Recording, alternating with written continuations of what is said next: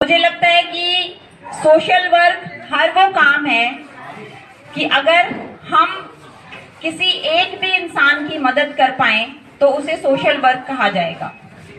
जरूरी नहीं है कि हम उस इंसान की मदद पैसे से ही करते हैं। हम उस इंसान की मदद उसकी कोई भी एक परेशानी अगर दूर कर सकते हैं या कर पाते हैं तो उसे सोशल वर्क कहा जाता है। एक आम इंसान को बहुत सारी समस्याओं से आए दिन जूझना पड़ता है, आप सब लोग जानते हैं। चाहे आप जिस गली में रहते हैं वहां का रोड खराब है, या उस रोड पर कोई गड्ढे हैं, या फिर दिल्ली जल बोर्ड, हरियाणा जल बोर्ड या कोई भी जल बोर्ड आते हैं। आपने देखा होगा, ये आप सभी लोग जानते हैं कि जब रोड बन जाता है उसके बाद पाइपलाइन क्यों दबाई जाती है। ठीक है, तो ये बहुत छोटी छोटी चीजें हैं जो हम सब लोग घर में बैठकर सोचते तो हैं कि अभी रोड बना था, अब पाइपलाइन दबाई। कोई इंसान कुछ भी अच्छा काम कर रहा है, मैं उन लोगों से जुड़कर बहुत अपने आप को खुशकिस्मत समझती हूँ।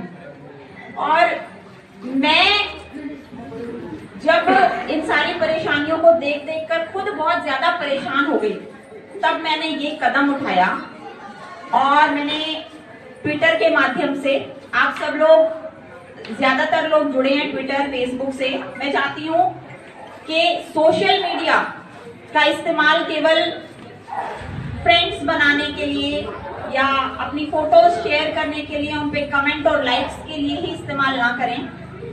सोशल मीडिया आज के दिन एक बहुत बड़ी ताकत है, आप उसका बहुत अच्छे से इस्तेमाल कर सकते हो।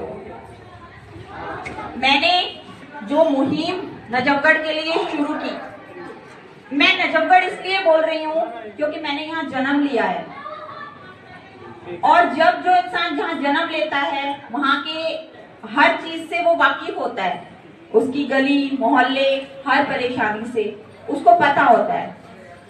बदलाव गली मोहल्ले से पहले होगा, संसद भवन से बाद में। बदलाव डिपार्टमेंट से पहले होगा, राजनेताओं को बदलने से बाद में।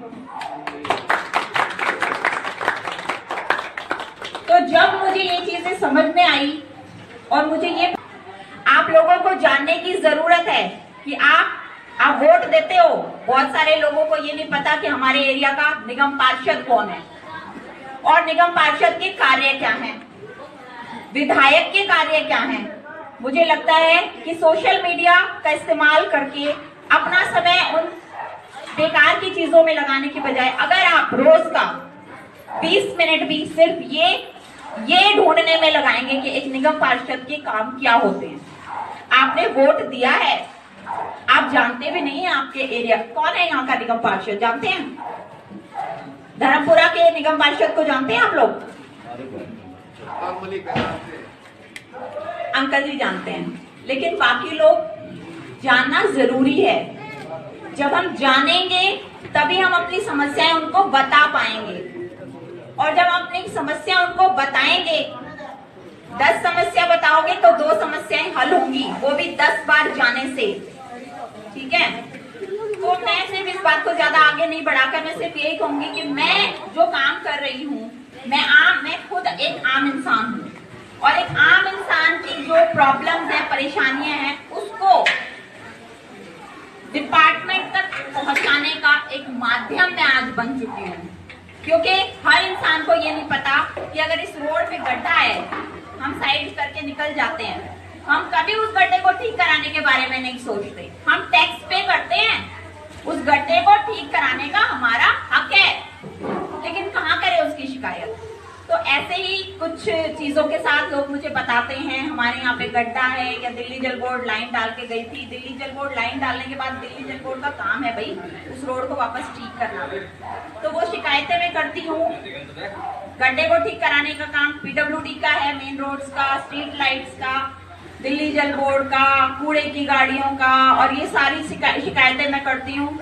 बहुत सारे लोगों के काम हो रहे हैं, बहुत सारे लोग मुझसे जुड़ रहे हैं, और आगे भी मैं यही चाहूंगी। मैं ये नहीं कहती हूँ कि आप सिर्फ मुझे बताइए, लेकिन अगर आप खुद कर सकते हैं तो आप ट्विटर पर जाकर हर एक उस समस्या के लिए उस डिपार्टमेंट को टैग कर सकते हैं। और अगर आप नहीं भी कर सकते हैं तो आप मुझसे जुड़िए, आपकी समस्याओं को मैं डिपार्टमेंट तक लेकर जाऊंगी और उन समस्याओं को दूर करने का प्रयास करूंगी। अंत में मैं यही कहना चाहूंगी कि मुझे राजनीतिक पार्टियों से कोई लेना देना नहीं है। मुझे शायद सबसे ज्यादा नफरत है इन राजनीतिक पार्टियों से, क्योंकि ये सिर्फ जनता का खून चूसने वाली हैं, काम नहीं करने वाली हैं ये। और मुझे बहुत बार ये बोला गया है कि आपको क्या जरूरत है, आप क्यों टांग अड़ा रहे हो अपनी, क्यों ये कर रहे हो, मुझे डराने की धमकाने की कोशिश की जाती है। लेकिन अगर हर वो इंसान डर के दब जाए, बैठ जाए, तो काम कैसे चलेगा? और इसी चीज के लिए हमें एक होने की जरूरत है। आप लड़ाई करते हो, पड़ोसी से लड़ाई कर लेता है, आप नहीं समझते हो इस चीज का भी फायदा उठाया जाता है। जब रोड बनाने आते हैं ना, तो इस चीज में भी लड़ाई, उसके घर ऊंचा हो गया, उसके घर के आगे ऊंचा हो गया, मेरे घर के यहाँ नीचा हो गया, आपस में लड़ रहे हो, आपस में मत लड़ो। उस टाइम आपको एक होने की जरूरत है। अपना रोड लेवलिंग पे बनवाओ, बाद में चाहे एक दूसरे का सर फोड़ना, लेकिन जब आते हैं ना वो लोग डिपार्टमेंट और नेता आपके सामने, तब आपको एक हो जाना है। स्कूलों में हमने बहुत पढ़ा है, 4 लकड़ियां एक साथ होती है तो कोई नहीं तोड़ सकता, एक लकड़ी होती है तो उसको तभी तोड़ दिया जाता है। उन चीजों को अपनी डेली लाइफ में भी अमल करना है, हमें एक होना है। लड़ाई झगड़े तो हमारे परिवार के साथ भी होते हैं, भाई भाई की लड़ाई नहीं होती, बहन बहन की लड़ाई नहीं होती। इन पड़ोसियों की लड़ाई को भी इसी तरह लो कि जब आपकी गली में वोट मांगने आते हैं ना, तब एक हो जाना है। उनको पता होना चाहिए इसकी वोट नहीं आई तो उसकी भी नहीं आएगी, उसकी भी नहीं आएगी, सबसे पहले इसी गली का काम होगा फिर।